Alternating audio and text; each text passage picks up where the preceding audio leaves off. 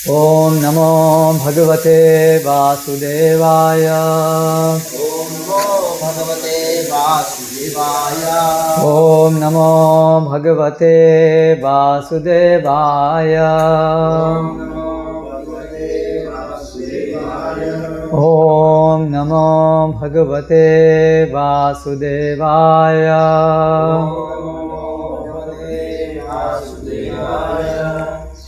श्रीमद् भागवतम स्कंद 1 अध्याय 3 श्लोक क्रमांक 22। अध्याय का शीर्षक है समस्त अवतारों के स्रोत कृष्ण। नरदेव समापन्नः सुरकार्यचिकीर्षया समुद्र निग्रहादीनि चक्रे वीर्यान्यतः परम्। अनुवाद एवं तात्पर्य द्वारा कृष्ण कृपा मूर्ति श्री श्रीमद् अभय चरणारविंद भक्ति वेदांत स्वामी श्रील प्रभुपाद 18वें अवतार में भगवान राजा राम के रूप में प्रकट हुए। उन्होंने देवताओं के लिए मन भावन कार्य करने के उद्देश्य से हिंद महासागर को वश में करते हुए समुद्र पार के निवासी नास्तिक राजा रावण का वध करके अपनी अतिमानवीय शक्ति का प्रदर्शन किया। तात्पर्य: भगवान श्री राम ने मनुष्य का रूप धारण किया और ब्रह्मांड की व्यवस्था बनाए रखने वाले प्रशासक अधिकारी देवताओं की प्रसन्नता के लिए कुछ कार्य करने हेतु पृथ्वी पर प्रकट हुए। कभी कभी भौतिक सभ्यता की उन्नति के कारण भौतिक विज्ञान एवं अन्य कार्यों की सहायता से भगवान की सुस्थापित व्यवस्था को चुनौती देने के उद्देश्य से रावण तथा हिरण्यकशिपु जैसे बड़े बड़े असुर एवं नास्तिक तथा ऐसे अन्य लोग अत्यंत प्रसिद्ध बन जाते हैं। उदाहरणार्थ, भौतिक साधनों के द्वारा अन्य लोगों को उड़ान भरने का प्रयत्न स्थापित व्यवस्था के प्रति चुनौती है। प्रत्येक लोक की परिस्थितियां भिन्न होती हैं और भगवान की आचार संहिता के अनुसार उनमें विशेष हेतु के लिए विभिन्न वर्ग के लोग निवास करते हैं। लेकिन भौतिक प्रगति में थोड़ी सी सफलता प्राप्त करके कभी कभी ईश्वर विहीन भौतिकतावादी व्यक्ति भगवान के अस्तित्व को चुनौती देते हैं। रावण इनमें से एक था। वह सामान्य लोगों को उनमें योग्यता न होते हुए भी भौतिक साधनों के द्वारा इंद्रलोक यानी कि स्वर्ग को भेजना चाहता था।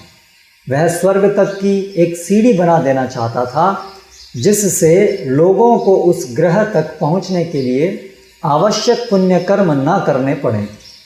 वह भगवान की सुस्थापित व्यवस्था के विरुद्ध अन्य कार्य करने को भी उद्यत था। यहाँ तक कि उसने भगवान श्री राम की सत्ता को भी चुनौती देकर उनकी पत्नी सीता का अपहरण कर लिया। निस्संदेह देवताओं की विनती तथा इच्छा के फलस्वरूप भगवान राम इस नास्तिक को दंड देने के लिए ही आए थे। फलस्वरूप उन्होंने रावण की चुनौती स्वीकार की और यह संपूर्ण लीला रामायण की विषय वस्तु है। क्योंकि रामचंद्र जी भगवान थे, अतः उन्होंने ऐसे अतिमानवीय कार्य किए जिन्हें भौतिक दृष्टि से समुन्नत रावण समेत कोई भी मनुष्य नहीं कर सकता था। उन्होंने हिंद महासागर के आर पार जल में तैरने वाले पत्थरों का राजमार्ग तैयार किया। आधुनिक विज्ञानियों ने भारहीनता के क्षेत्र में खोजें की हैं, किंतु वे कहीं भी या सर्वत्र ऐसी भारहीनता उत्पन्न नहीं कर सकते हैं। क्योंकि भारहीनता की सृष्टि भगवान द्वारा की गई है, जिससे वे बड़े बड़े ग्रहों को वायु में उड़ाते तथा तैराते हैं। अतः उन्होंने इसी पृथ्वी पर भारहीन पत्थर तैयार करके समुद्र पर पत्थर का ऐसा पुल यानी कि सेतु बना दिया जो बिना स्तंभों के टिक गया। यही ईश्वरीय शक्ति का प्रदर्शन है।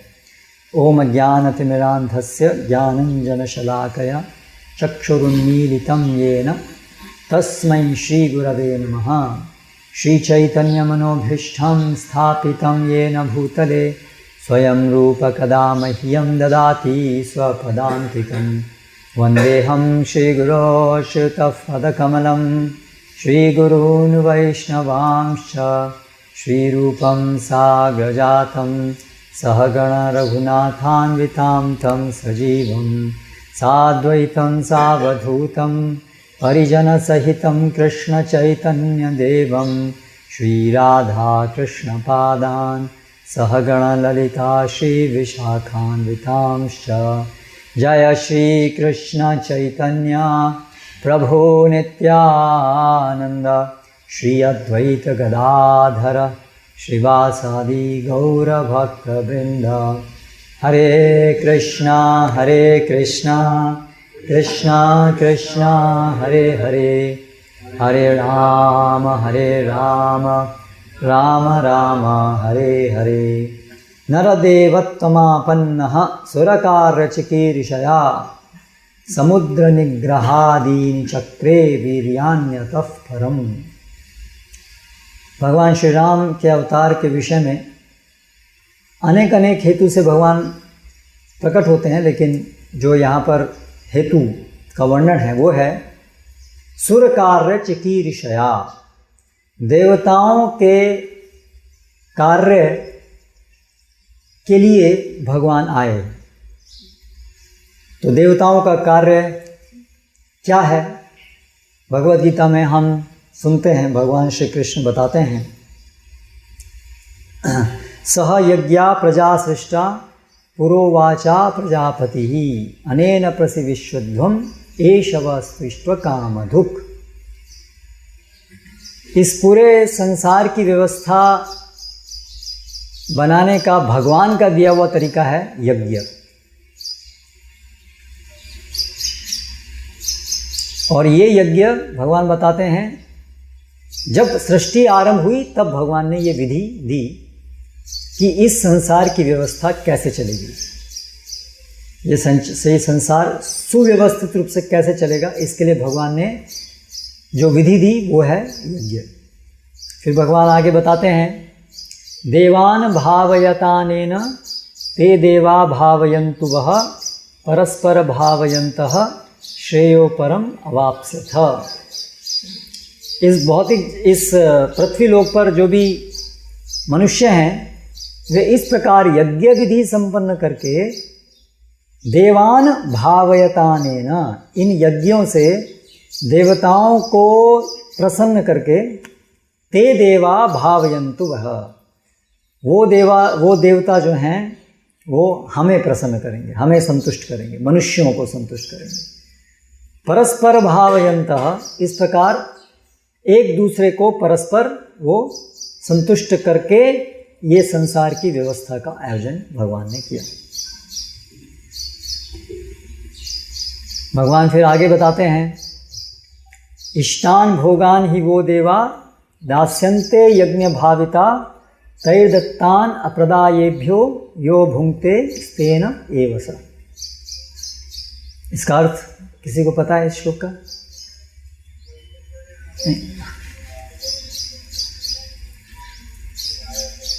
श्याम कुंडू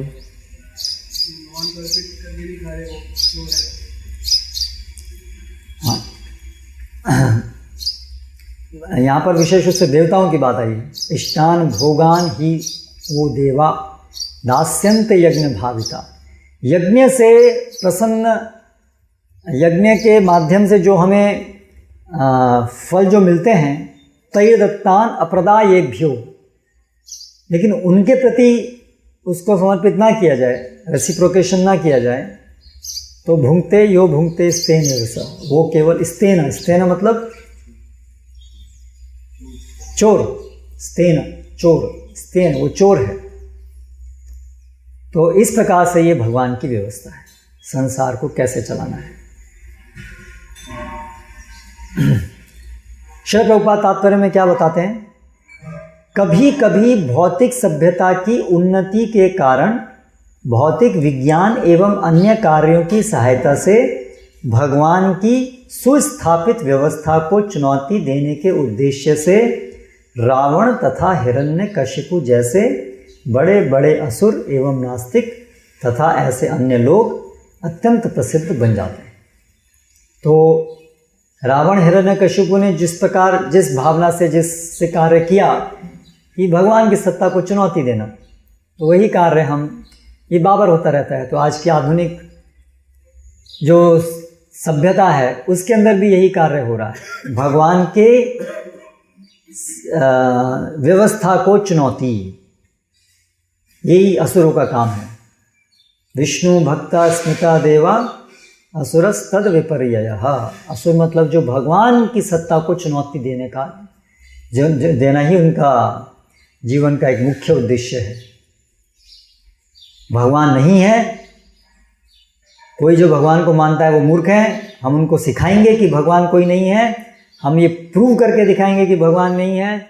और हम ये प्रूव कैसे करेंगे कि ये दिखा करके कि हम अपने प्रयासों से जो हम चाहते हैं वो प्राप्त कर सकते हैं। इससे ये सिद्ध होता है कि भगवान कोई नहीं, ये उनका तरीका है। जैसे रावण, तो यहाँ श्रील प्रभुपाद एक उदाहरण दे रहे हैं। रावण, तो रावण ने क्या प्रयास किया था कि स्वर्ग जाने के लिए जो भगवान के ने जो रास्ता प्रशस्त किया है शास्त्रों में, वो क्या है? कौन जाता है स्वर्ग में? कौन जाता है? भगवद गीता में भगवान क्या बताते हैं इसके विषय में? त्रैविद्या माम सोमपाह पूत पापा यज्ञैरिष्टा स्वर्गतिम प्रार्थयन्ते ते पुण्यमासाद्य सुरेंद्र लोकम अश्नन्ति दिव्यान दिविदेव भोगान। इसका अर्थ क्या है? कौन बताएंगे इस श्लोक का अर्थ? जय गौर, गौरांगा बता सकते हो? नहीं? विश्वामित्र नहीं?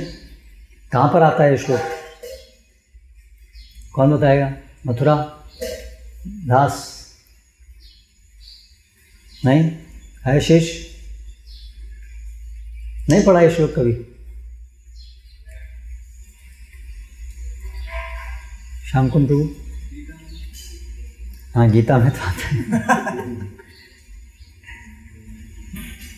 त्रैविद्या माम सोमपाहा पूतपापा।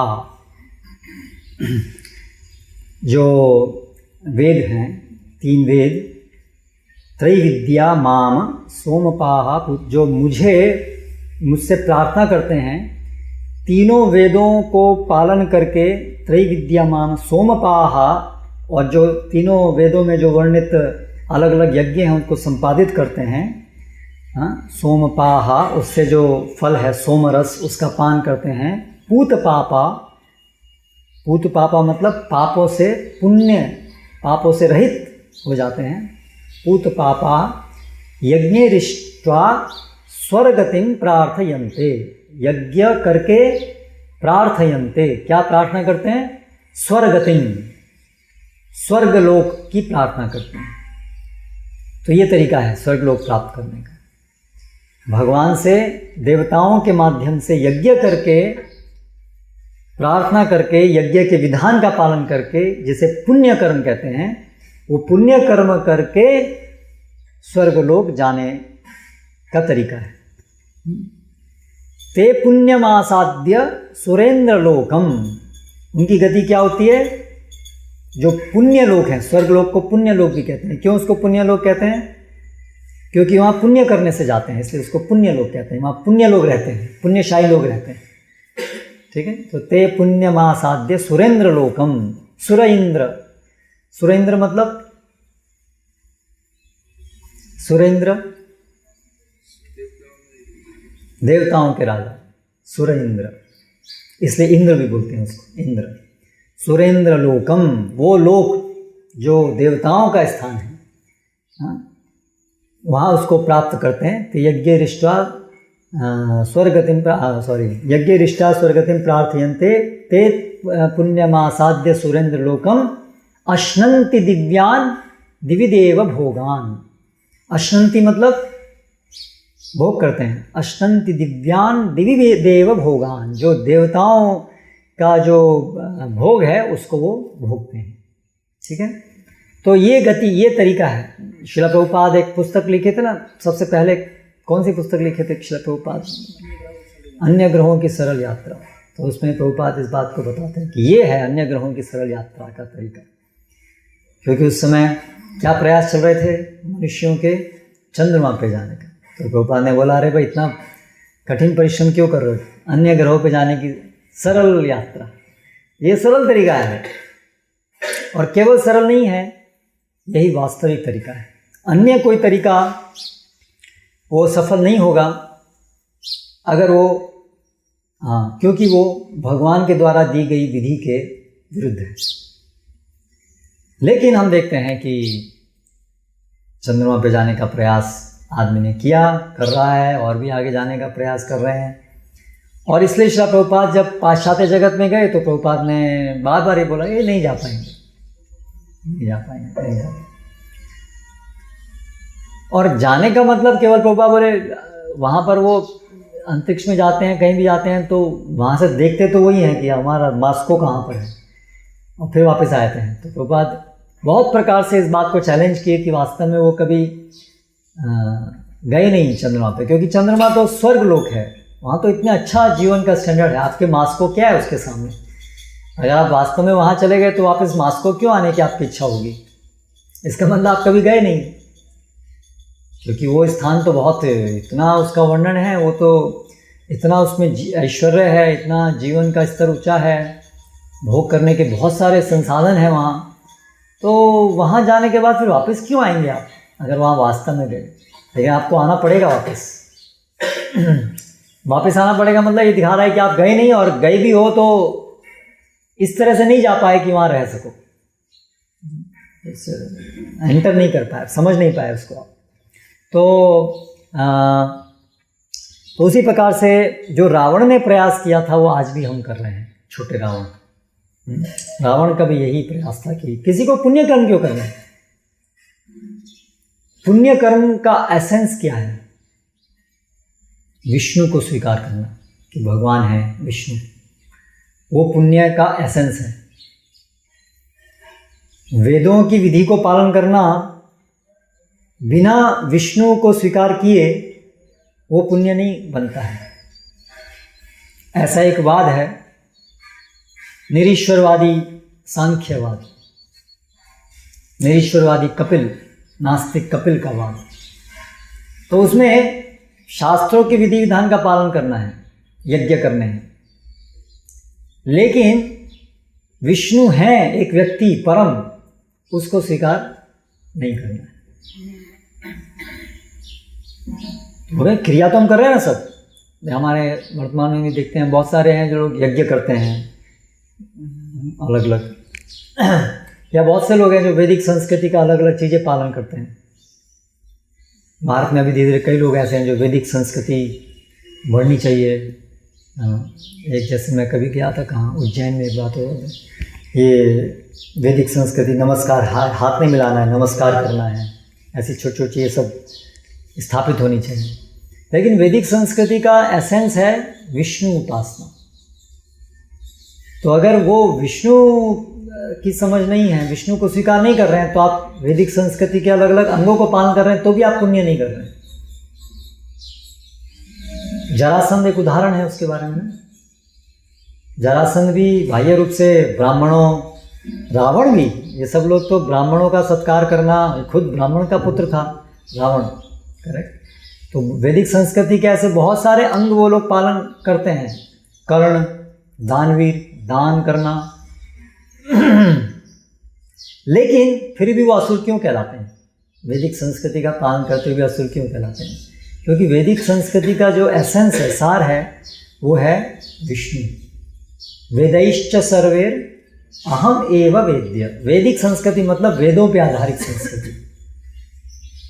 तो वेदों पे आधारित संस्कृति का अर्थ क्या है? तो वेद का आसार क्या है? वेदैश्च सर्वेर अहम एव वेद्य। भगवान श्री कृष्ण को स्वीकार करना, समझना ही वेद है।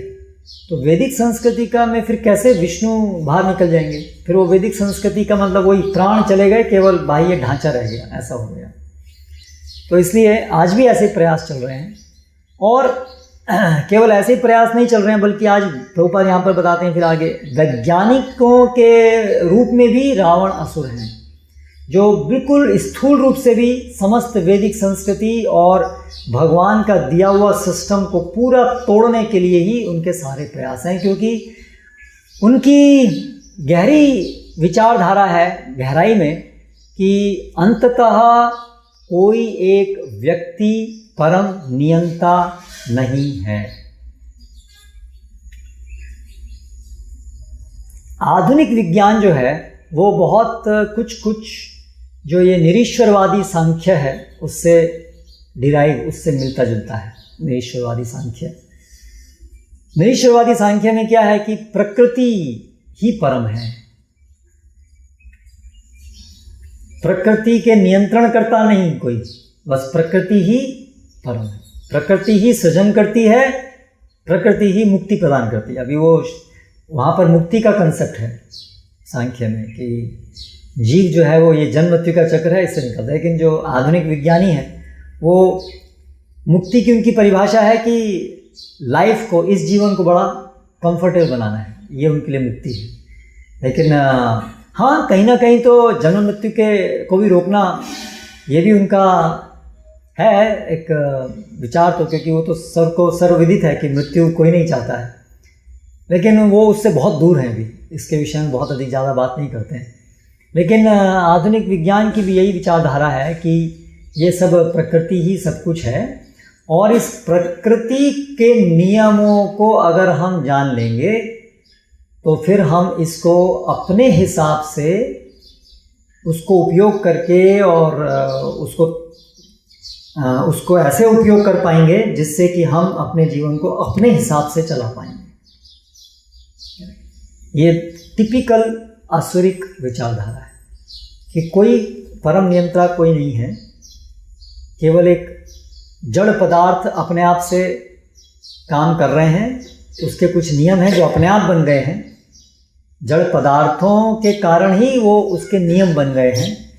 नियम बनाने वाला कोई व्यक्ति नहीं है, ना नियमों को चलाने वाला कोई व्यक्ति है। और अभी हम हैं जो इन नियमों को देख रहे हैं, हम व्यक्ति, हमारे अंदर बुद्धि है, इन नियमों को हम पढ़ करके समझ करके इनको अपने हिसाब से कैसे इनका उपयोग करना वैसे हम कर सकते हैं। ये रावण की विचारधारा है और आज के आधुनिक वैज्ञानिकों की मेन स्ट्रीम जो है उसकी विचारधारा है। तो आप देखिए जितना भी ये जो आधुनिक जीवन शैली जो है वो इसी विचारधारा से सिंचित है। कोई भी आप इसमें एरिया ले लीजिए, ऐसे उदाहरण लेते हैं, मान लीजिए अभी कृषि, तो अभी भगवान ने अपना पालन पोषण हमें कैसे करना है, मनुष्यों को, जानवरों को, शरीर का, उसकी एक विधि उन्होंने बनाई है। वो विधि भगवान बताते हैं भगवद गीता में डिटेल में। क्या बताते हैं भगवान भगवद गीता में? अन्नाद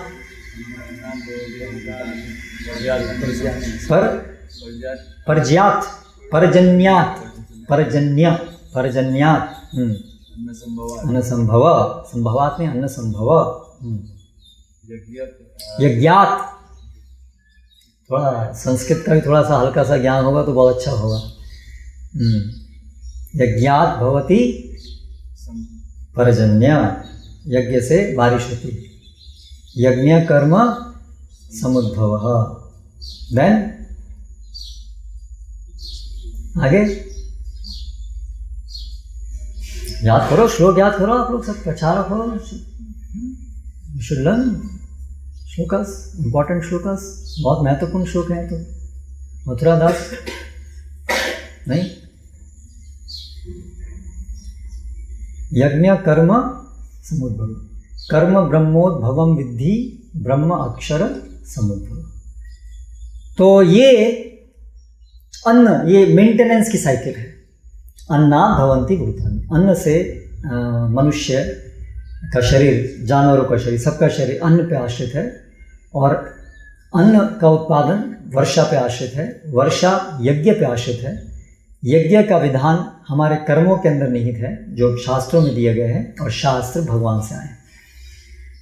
तो इस प्रकार से वर्णित है। तो अभी आधुनिक विज्ञानी अभी ये जो अन्न है, तो अन्न और उसके साथ जानवरों का भी पालन पोषण कैसे होगा, गाय, सबकी ऐसी व्यवस्था है। तो जो हमारी सब फसलें जैसे होती थी स्वाभाविक रूप से, वो ऐसी व्यवस्था है कि उसमें गाय का, सभी जानवरों का भी पालन पोषण होगा, मनुष्य का भी होगा। लेकिन अभी आसुरी मनुष्य तो हमेशा क्या सोचता है कि हम ये जान लें यदि कि पौधे का विकास कैसे होता है, उसका नियम क्या है, और फिर उसको अपने हिसाब से बेस्ट जो हमारे लिए सर्वश्रेष्ठ है उस तरीके से उसको मोड़ देंगे। तो उन्होंने उसको अध्ययन किया, तो उन्होंने देखा कि यहाँ पर इसमें जो पौधे में चाहिए वो उनके अनुसार 3 मुख्य चीज़ चाहिए। NPK, nitrogen, phosphorus, potassium. K stands for potassium, chemistry, NPK, ठीक है। तो फिर अभी NPK हम फैक्ट्री में बना देंगे, झगड़िया में बहुत सारी हैं, और फिर हम उसको पौधों को देंगे, तो फिर गोबर इत्यादि के ऊपर हमारी निर्भरता ख़त्म हो जाएगी, और फिर गायों को हम काट के खा सकते हैं। ये उनकी कैलकुलेशन है। और गाय तो उसको, गाय को खा जाओ, उसको मार दो, इसकी ज़रूरत नहीं है। भगवान की क्या व्यवस्था है वो कभी उनके, भगवान तो है ही नहीं, तो भगवान की व्यवस्था का प्रश्न ही नहीं उठता है। तो उन्होंने कभी ये विचार भी नहीं करेंगे, वो सोचने का प्रयास भी नहीं करेंगे कि जो भी चल रहा है वो क्या सिस्टम में चल रहा है, कैसे चल रहा है। तो उन्होंने इस प्रकार से अभी फिर गाय, बैल की जगह ट्रैक्टर और गाय हटा दिया, और फिर अभी केमिकल यूरिया और ये सब से प्रोडक्शन हो गया। और उसके बाद भी फिर अभी जो पौधा है, तो पौधे में हमें क्या चाहिए, पौधे का कौन सा भाग हमें चाहिए, हमें तो उसमें जो अनाज है, ग्रेन, वो हमें चाहिए। बाकी चीज़ तो बेकार की है, क्योंकि जो पहले गाय के लिए था, जो पूरा पौधे का सारा मेजर पोर्शन तो गाय के लिए ही था, हमारे तो बहुत थोड़ा सा भाग था उसका। लेकिन अभी उनको लगा कि ये क्या बेकार की भगवान, ये क्या व्यवस्था बेकार की, इतना बड़ा पौधा, बिना मतलब में इतना बड़ा पौधा, हम इसको बेटर कर सकते हैं, हम ज़्यादा बुद्धिमान हैं। प्रकृति बुद्धिमान, प्रकृति तो ऐसे ठीक है, तो अपने आप काम करे, but we can improve on nature. तो इसलिए हम क्या करेंगे, ऐसा बीज बनाएंगे, ऐसे संकर बीज उन्होंने बनाए कि अभी पौधे जो हैं वो छोटे हो गए, जिससे कि वो सारी जो शक्ति जो पौधों को लंबा करने में जा रही थी, वो अभी शक्ति कहाँ चली गई, अनाज में चली गई। तो उससे अनाज का प्रोडक्शन बहुत बढ़ गया। तो उनका देखो प्रकृति पर विजय प्राप्त कर ली कि नहीं कर ली, हम इम्प्रूव कर सकते हैं कि नहीं कर सकते हैं।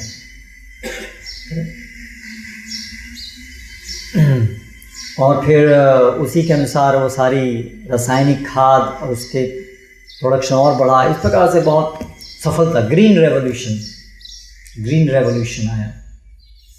तो ये मानसिकता है कि हम जो है, भगवान कोई नहीं है, प्रकृति सब कुछ है, और प्रकृति को हम समझ करके उससे अच्छा कर देंगे। प्रकृति अपने आप क्या करेगी, वो तो हम ज़्यादा बुद्धिमान है, उसको इम्प्रूव कर सकते हैं। तो अभी इसलिए परिणाम ये है। और अभी तो उसके बाद भी अभी जो भी थोड़ा बहुत भी जो बचता था, अभी वो जो हार्वेस्टर आया है, तो उससे वैसे भी जानवर के लिए भी जो थोड़ा बहुत भी बचता था वो भी नहीं। तो अभी इससे परिणाम क्या निकले हैं कि अभी कई 40, 50, 60, 70 साल के बाद अभी ये समझ में आ रहा है कि उससे परिणाम क्या हुआ कि वो जो सब रासायनिक खाद डालने से भूमि पूरी बंजर हो गई है, और पॉइज़न, सारा जो जहर है जो ज़मीन में जा रहा है, तो वो ही ज़मीन में जो जहर है वो हमारे अंदर भी आएगा। करेक्ट। आप सोचिए कि भूमि जो सॉइल है, उसी में सारे पौधे जो भी हमारे शरीर को मेंटेन करने के लिए जो पौधे हैं वो सब उसी ज़मीन पे लगते हैं। उस ज़मीन को यदि आप जहरीला बना दोगे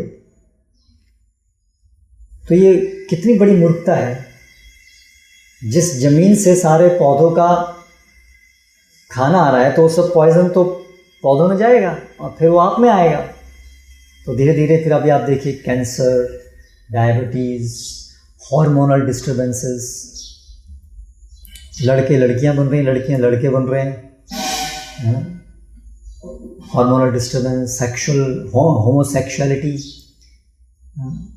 पुरुष पुरुष के प्रति आकर्षित होते हैं, स्त्री स्त्री के प्रति आकर्षित होते हैं। ये सब केमिकल्स, अलग अलग जो बहुत सारे कृत्रिम केमिकल्स हैं, वो जो हैं हार्मोन्स का काम करते हैं। कई सारे केमिकल्स, जैसे DDT है, वो थोड़ी सी मात्रा में हार्मोन का काम करती है। इसलिए आजकल सब लोग भ्रमित हैं, ये कैसे हो रहा है ऐसा होमोसेक्सुअलिटी, क्योंकि वो केमिकल जाने से वो उल्टे सीधे सभी हार्मोनल डिस्टर्बेंस हो जाते हैं। ठीक है। और फिर इतनी सारी पूरी इतनी एक बड़ा आज कैंसर जो है, कितना बड़ा एक चैलेंज है हमारी सोसाइटी के सामने, कैंसर। करेक्ट। कितने सारे कैंसर हॉस्पिटल्स हैं, कितने सामान्य हो गया आज कैंसर। आए दिन आप सुनते हैं उसको कैंसर हो गया, इसको कैंसर हो गया, उसको कैंसर। कभी कल परसों ही कौन मुझे फ़ोन किया,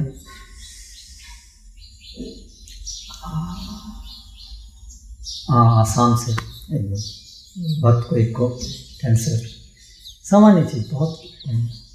तो इससे हम क्या समझते हैं कि हमने जब भगवान की अवहेलना करके प्रकृति को अपने हिसाब से हम उसको तोड़ लें, मरोड़ेंगे, उसको इम्प्रूव कर लेंगे, ऐसा करना चाहा, तो अंततः उसका प्रभाव क्या पड़ा, हम परास्त हुए।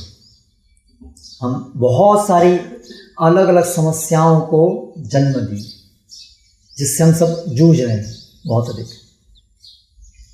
तो ये परिणाम होता है विफलता। जैसे रावण, एक समय तक रावण फलता फूल रहा था, उस समय लग रहा था कि अरे लगता है रावण तो जीत गया, करेक्ट, बहुत शक्तिशाली हो गया था, सब लग रहा था कि तो ऐसे। हिरण्यकशिपु भी एक टाइम था जब कोई कुछ बोल ही नहीं सकता था, कोई देवतागण भी सब उसके अधीन हो गए थे।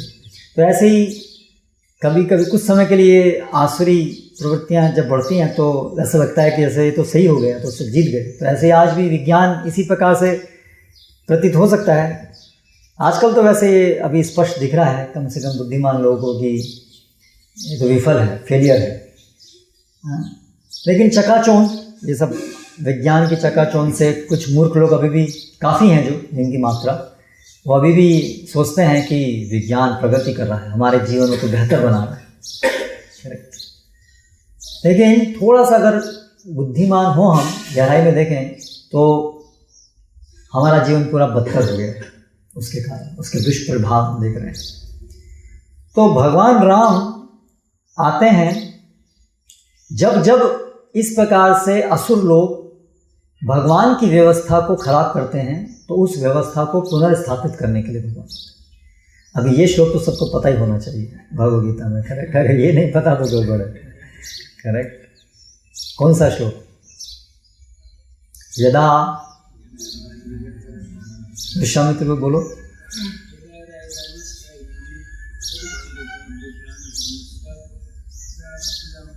तदात्मानं सृजाम्यहम्। तो भगवान धर्म की स्थापना करने आते हैं, भगवान व्यवस्था। तो धर्म का संचालन जो है देवताओं के माध्यम से, तो इसलिए भगवान उस व्यवस्था को स्थापित करने आते हैं। क्यों? क्योंकि वो धर्म की या जो भगवान की व्यवस्था है उसको धर्म कहते हैं। तो उस व्यवस्था के स्थापन से क्या लाभ होगा? क्यों भगवान चाहते हैं कि धर्म स्थापित हो? क्योंकि वो धर्म या भगवान की व्यवस्था अंततः जीवों के कल्याण के लिए, और वही केवल एकमात्र जीवों का कल्याण हो सकता है। नहीं तो हम आसुरी विचार से कभी अपना कल्याण नहीं कर पाएंगे हम हमेशा से। क्योंकि गवर्नमेंट है, कोई भी देश का नागरिक यदि गवर्नमेंट के विरुद्ध काम करेगा या गवर्नमेंट को स्वीकार नहीं करेगा तो उसका वो क्रिमिनल बन जाएगा, और क्रिमिनल कभी सुखी नहीं रह सकता। क्रिमिनल का स्थान तो जेल में है, करेक्ट। तो उसी प्रकार से आप देखिए कितने आश्चर्य की बात है कि एक यूनिवर्सल गवर्नमेंट जो इतनी तर्क संगत है उसको हम नहीं स्वीकार कर पाते हैं। हर एक देश की एक गवर्नमेंट है, हर एक छोटे छोटे एक शहर की गवर्नमेंट है, हर जगह पर गवर्नमेंट है, लेकिन इस लेवल पे गवर्नमेंट है और इतनी बड़ी जो व्यवस्था है वहाँ पर कोई गवर्नमेंट नहीं। इतना इलॉजिकल प्रोपोजिशन है। तो कितनी धृष्टता है कि वो यूनिवर्सल गवर्नमेंट को नकारना, और नकार करके वो कोई नहीं है, हमारे है, सब फ्री, हमको ऐसे दे दिया गया, आप अपने हिसाब से करो जो करना है। तो इसकी वजह से सामान्य लोग, सभी लोग नरकगामी बनते हैं, इस जीवन को पूरा बर्बाद कर लेते हैं, इस प्लैनेट को खराब कर लेते हैं, है ना। जैसे भगवद गीता में एक और जगह बताया ना असुरी लोगों के विषय में, एतां दृष्टिम अवष्टभ्य नष्टात्मानो अल्पबुद्धयः प्रभवन्ति उग्रकर्माणो क्षयाय जगतो हिताः। जो ये आसुरी लोग हैं वो क्या करते हैं, संसार के अहित के लिए कार्य करते हैं। वो सोचते हैं हम संसार का हित कर रहे हैं, ऐसा भी कुछ लोग सोच सकते हैं। ज़्यादातर लोग को तो पड़ी नहीं है किसी और का हित, अपनी जेब गर्म करनी। पर अगर कुछ लोग सोचते भी हैं कुछ हित करने का, लेकिन फिर भी वो हित नहीं कर पाते हैं। करेक्ट। वो ऐसे कार्य करते हैं जिससे समाज का पूरा अहित होता है। जो भी कोई भगवान को स्वीकार नहीं कर रहा है, भगवान के सिस्टम के अनुसार नहीं चल रहा है, उसके विरुद्ध कुछ सिखा रहा है, वो भले ही उसका इच्छा हो कि मैं लोगों का कल्याण करना चाहता हूं, पर वो लोगों को बर्बाद करता है। जैसे गांधी जी, टेरेसा, उनकी भावना तो अच्छा करने की ही थी, लेकिन वो किसका अच्छा कर पाए? नहीं कर पाए, क्योंकि जन्म मृत्यु के चक्र से निकालने का मार्ग नहीं दे पाए। उनको ही नहीं पता वो क्या मार्ग देंगे। और जब तक जन्म मृत्यु के चक्र से नहीं निकले तो मदद कुछ करने का मतलब क्या है? जो भी आपने की वो तो सब वापस खत्म हो जाएगी। जो भी आपने की तो क्या फायदा है? नो रियल है। और जो पूरी तरह से आसुरी, जो दूसरों का शोषण ही करना चाहते हैं, वो और ज़्यादा ग्रॉस रूप में सब लोगों को नरक की तरफ ले जाते हैं। तो अंततः सार ये है कि केवल भगवान और भगवान के भक्त ही धर्म की स्थापना के माध्यम से और उसके उपरांत परोधर्म की स्थापना के माध्यम से जनहित कर सकते हैं। तो इसलिए समाज सेवा, जन सेवा, जनहित किसमें है? कृष्ण भावनामृत अनुशीलन करने में और प्रचार करने में। क्योंकि धर्म मूलम ही भगवान, धर्म के मूल भगवान है। भगवान की व्यवस्था जब स्थापित होगी तभी किसी का कल्याण होगा, अन्यथा नहीं हो सकता। तो इसलिए भगवान राम आते हैं और वर्तमान समय में ये जो कृष्ण भावनामृत आंदोलन है ये अवतार है। कली काले नाम रूपे कृष्ण अवतार। और ये नाम के द्वारा सब धर्म की स्थापना होनी चाहिए। केवल ऐसा नहीं कि हरे नाम व केवलम का अर्थ है कि बस हरि नाम होगा और ये सारी अधार्मिक क्रियाएं, आधार्मिक व्यवस्था ऐसी कैसे चलेगी? बस हरि नाम होता रहेगा, सब लोग हरि नाम भी करेंगे और पाप भी करेंगे। कुछ इस प्रकार की एक समझ रहती है। हरे नाम व केवलम का मतलब क्या है? पाप भी करो, बस हरि नाम ले लो, काम खत्म, फिर चाहे कितने ही पाप करते रहो। करेक्ट। ये एक समझ है कई भक्तों की। हरे नाम व केवलम का ये मतलब है। उससे कोई फर्क नहीं पड़ता कि आप क्या कर रहे हो, पाप कर रहे हो, वो हम तो पाप पुण्य से ऊपर निकल गए। हरे नाम व केवलम, तो हरे नाम व केवलम मतलब हरि नाम के माध्यम से ही सारे अधर्म का नाश होगा। तो अधर्म का नाश तो होना चाहिए ना। अगर नाम ले रहे हैं तो ऐसा कैसे होगा कि हरि नाम हो रहा है और पाप कर रहा है कोई व्यक्ति? ये कैसे संभव है?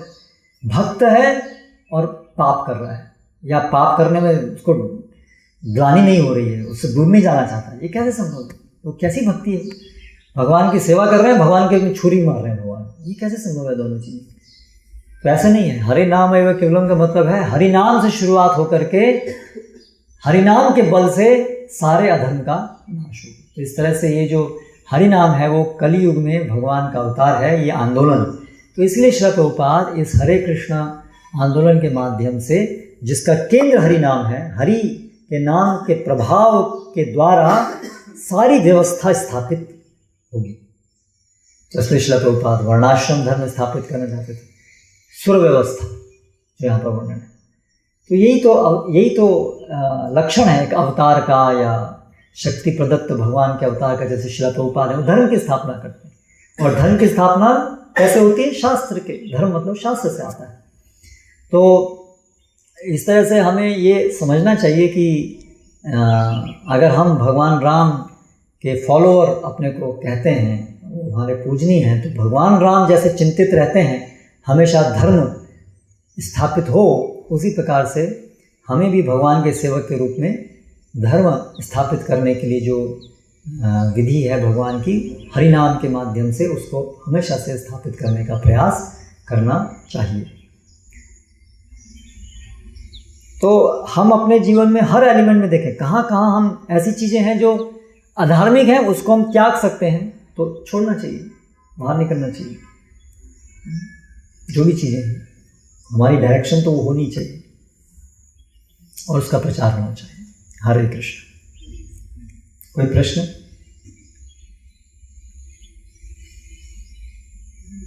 ग्रह की सुगम पुस्तक में गोपाल लिख रहे हैं कि वैज्ञानिक प्रयोग की मदद से एक या दो व्यक्ति को दूसरे ग्रह तक पहुंचाया जा सकता है, लेकिन जन साधारण के लिए एक दो इंस्टेंसेस भी ऐसे होते हैं। तो नहीं, एक दो को पहुंचा सकते हैं। प्रभुपाद वहाँ कह रहे हैं भाई आप यान लेके जाओगे, अगर यान में कुछ लोगों को आप लेके जा सकते हो तो इस तरह से आप लेके जा सकते हैं, लेकिन जा सकते हैं मतलब वहाँ पर उस अगर गए भी तो भी जा सकते हैं का मतलब नहीं, फुलेस्ट सेंस में जा सकते हैं। जैसे आजकल वैज्ञानिक अगर जा भी रहे हैं तो छू के आ रहे हैं।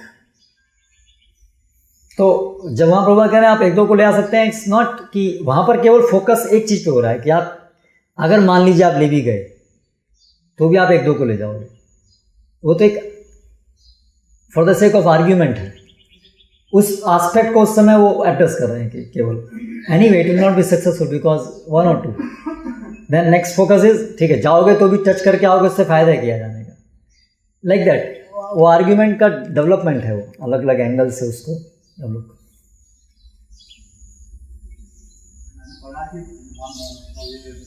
जैसे अगर कोई जन्म है तो वो 40,000 वर्ष तक जीवित रहे हो जाता है, क्योंकि जो यान यात्रा है, यान की जो गति है वो ऐसी है कि वो इतना दूर है कि वो इतना समय चाहिए आपको उसके जाने के। ये प्रभु बता रहे हैं, इसलिए आप वहाँ नहीं जा सकते, वो इतना दूर है, सूर्य से भी दूर है। ओके, अपने अपने बताया जो खेती के समय जो लोग यूरिया खातर वगैरह इस्तेमाल करते तो मतलब जन सामान्य को कैसे समझाए कि ये जो आज का समाज है, मतलब और थोड़ा डीपली समझाना कि मतलब कि जो राक्षस जैसे वृत्ति कर रहे हैं कि मतलब कि आपके परिवार और आपकी हानि हो रही है, तो मतलब वर्णाश्रम की तरफ अगर मैं मुड़ना हूँ तो मतलब कैसे उनको समझाए और डीपली थोड़ा इसके अंदर समझाइए उसको उनकी भाषा में कैसे ये हानिकारक है, कैसे गलत है, उसके दुष्परिणाम क्या हो रहे हैं, दिखाइए उनको, स्टैटिस्टिक्स दिखाइए। इतने लोग कैंसर से पीड़ित हो रहे हैं, इसका कारण क्या है, डायबिटीज़ है, अलग अलग हाइपरटेंशन है, इतनी सारी प्रॉब्लम्स हैं, कितने लोग ये सुसाइड भी करते हैं, क्या लोगों का शरीर है सब। मैं अक्सर बोलता हूँ कि पहले हॉस्पिटल नहीं हुआ करते थे, तो जन्म घर में होता था, लोग ज़्यादातर अपने घरों में रहते थे और मरते भी घर में थे, लेकिन आज जन्म हॉस्पिटल में होता है, पूरा जीवन हॉस्पिटल में रहते हैं और मरते भी हॉस्पिटल में। तो ये क्लियर कट है डेवलपमेंट, हॉस्पिटल ही हमारा वो बन गया है नित्य स्थान। तो लोगों को इस तरह से प्रचार करना है। ओके, हरे कृष्ण। कभी हम लोग प्रचार में जाते थे तो कई घरों मतलब राम को मतलब जब करते राम है राम राम राम को मतलब मानते हैं, तो हम लोग जाते थे हरे कृष्ण नाम को जब करिए। ये कलयुग में जो है हरि नाम जो है बहुत शक्तिशाली है, जिससे हमारे जीव को उद्धार होता है। तो बता रहे नहीं हम तो राम का भक्ति करते हैं, हम राम का भक्ति करेंगे, तो ये दोनों मतलब क्या फर्क है, उनको कैसे समझा सकते हैं कि मतलब नहीं, हम राम की भक्ति करें बोले बहुत अच्छी बात है, राम की भक्ति करना ही सिखा रहे हैं हम लोग। हम नहीं बोले नहीं राम की भक्ति नहीं करनी, कृष्ण की भक्ति करो, ऐसा हरे कृष्ण हरे राम, राम की भक्ति करना कृष्ण की भक्ति करना वो दोनों नहीं। पहले वो जो भक्ति वो कर रहे हैं वो राम की भक्ति कर रहे हैं कि नहीं कर रहे हैं वो देखना पड़ेगा। ऐसे कोई बोल रहे तो राम की भक्ति होती है, तो हमें अटैक वहाँ करना है, इसलिए नहीं कि आप राम की भक्ति नहीं करो आप कृष्ण की भक्ति करो। हमें उनको बताना होगा कि भक्ति किसे कहते हैं, तो वो हमें उनको पहले सिखाना है, वो हमारा विषय है। वो तो बहुत आगे की बात है फिर कि सूक्ष्म भाव की बात है, वो राम और कृष्ण वो अलग बात है। तो वो लोग तो जो बोल रहे हैं राम भक्ति कर रहे हैं, कौन सी राम भक्ति कर रहे हैं, जो कृष्ण भक्ति बोल रहा है वो आप जाएँ कोई बोलेगा हम तो कृष्ण भक्ति कर रहे हैं तो वापस आएंगे, ठीक है आपको बुक की जरूरत नहीं, आपको कृष्ण भक्ति कर रहे हैं वो भी कृष्ण भक्ति नहीं कर रहे हैं। तो केवल भावुकता है, केवल लौकिक श्रद्धा है, शास्त्र का आधारित नहीं, भक्ति की परिभाषा ही नहीं पता उनको। अपने कुछ लाभ के लिए हाँ राम भगवान हमारा ये बना दो, कृष्ण हमारा कोई दे दो, ये भक्ति थोड़ी ना है। जो शुद्ध भक्ति जो भगवान सिखाने आए हैं, है ना। हरे कृष्ण। श्री प्रभुपाद की जय।